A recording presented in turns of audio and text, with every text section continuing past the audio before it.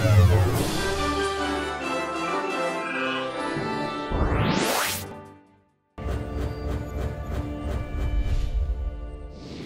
man ang una sa senatorial elections, mukhang panalo pa rin sila Binay at Estrada.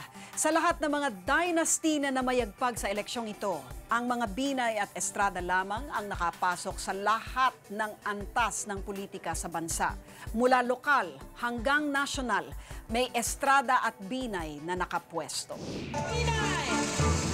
Nalampaso man ng Team Pinoy ang United Nationalist Alliance sa senatorial race, mukhang panalo pa rin sina Erap at Binay. Tinaguri ang political dynasty capital ang Pilipinas na may 178 aktibong dinastiya at sa higit 80 probinsya, 73 ang may political dynasties. At sa bawat probinsya, kadalasan, 2 pamilya ang naghahari. Tanging ang mga Binay lang at Estrada ang pasok sa politika hindi lamang sa lokal kundi pati na rin sa Senado. Tinagurian na tuloy silang Royal Family of Philippine Politics. Royalty was a term used in media to describe how successful and how prominent these two political families have become. Hindi man hari o reyna maituturing nangang dugong bughaw ang pamilya Binay at Estrada sa larangan ng politika sa Pilipinas. Ang mga Binay kasi halos 3 dekada nang namamayagpag sa politika. Samantalang ang pamilya Estrada, 5 dekada nang tinatangkilik ng masa. Nag-umpisa ang impluwensya ng mga Binay sa maliit pero mayamang lungsod ng Makati. Pero ngayong taon, 4 na miyembro ng pamilya Binay ang kasalukuyang nasa pwesto ngayon. Si Jejomar Binay bilang vice-presidente. Ang kanyang panganay na anak na si Nancy Binay nanalo naman sa ika-5 pwesto sa pagkasenador. Si Junjun Binay ay mayor ng Makati. At ang isa pa niyang anak na si Abigail Binay naman ay nanalo sa pagkakongresista sa pangalawang distrito ng Makati. In Binay's case, a son won his contest for mayor in Makati, si Junjun. Bicameral family na ang Binay ngayon. Meron silang anak o meron silang kapamilya sa Kongreso at sa Senado.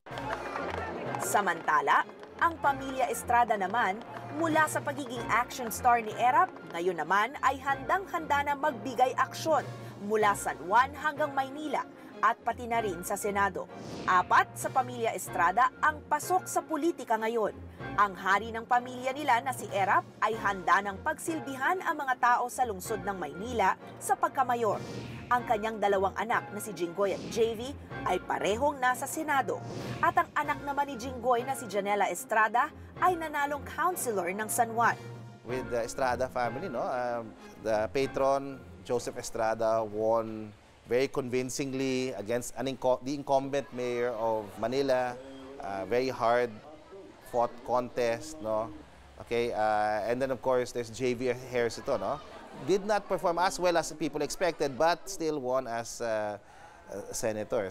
Ayon kay Dr. Nicole Curato ng UP Sociology Department, iisa raw ang sikreto sa tagumpay sa politika ng mga Estrada at Binay. Ang tiwala ng masa na sa pamumuno nila, gaganda ang buhay. Iba yung Binay eh. Yung Binay kasi, meron silang track record sa Makati kung saan nakakapag-deliver talaga sila ng social services. Yung iba kasi tinitignan to sa pamamagitan ng lens ng class na parang siya yung tinuturing na hero ng mga mahihirap. Kaya very effective yung tagline na era para sa mahirap at kini-carry on na lang yon ng kanyang mga anak at ibang mga kapamilyang tumatakbo. Salamat sa tiwala niyong ibinigay muli sa akin. Pag-ingatan yung pangalan.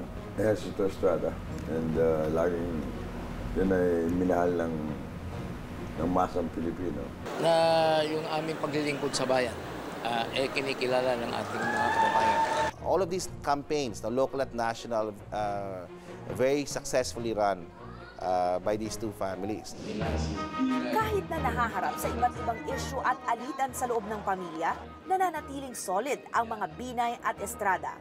Halimbawa na lang, kahit may alitan ng magkapatid na si Jinggoy at JV, masusunod pa rin ang kanilang ama. Sa pamilya Binay, malakas din ang impluwensya ng patriarch na si Jejomar. Sinusundan ni Nancy, Junjun at Abigail ang yapak ng kanilang ama sa pagsilbi sa mga tao. Gaya ng mga apelidong bumabandera sa gobyerno, hindi rin nakaligtas ang mga Estrada at Binay sa issue ng political dynasty.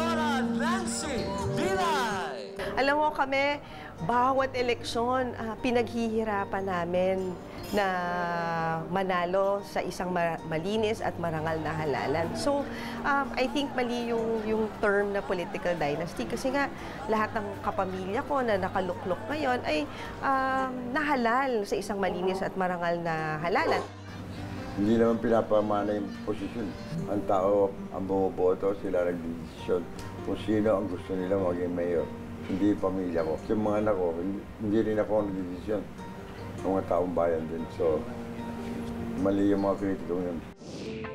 Pero ayon sa mga analysts, hindi pa raw sa pagkamkam ng mga posisyon sa pamahalaan ang political move na ito ng dalawang royal families. Dahil ang panalo nila sa halalan ngayong taon, paghahanda raw sa iisang alyansa nila para sa mas malaking laban sa 2016. Kasi nga parati na lang sinasabi, di ba, na ang 2013 midterm election is a proxy or a dress rehearsal for 2016.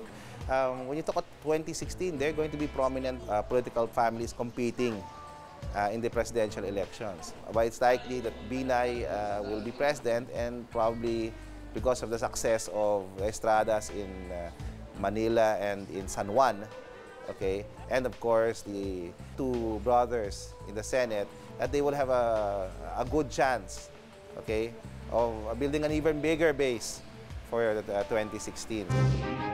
Reaksyon ng mga Binay sa prediksyong ito? Hindi naman tinatago ng aking ama na gusto niyang maging susunod na presidente ng ating bansa. What you see is what you get. Kung anong nasa sa loobin niya, kung anong sinasabi niya, yun talaga. Siya ay talagang lalaban dahil yun naman talagang sinasabi niya. At ang nakikita naman namin ay meron naman siyang kakayanan. Ngayon, 3 taon ang ipinagkaloob ng taong bayan sa mga Estrada at Binay para patunayang higit pa sila sa pamosong apelyido, kundi mga tunay na tagapaglingkod. Ako po si Cristina Lazo, nag-uulat para sa Reaksyon.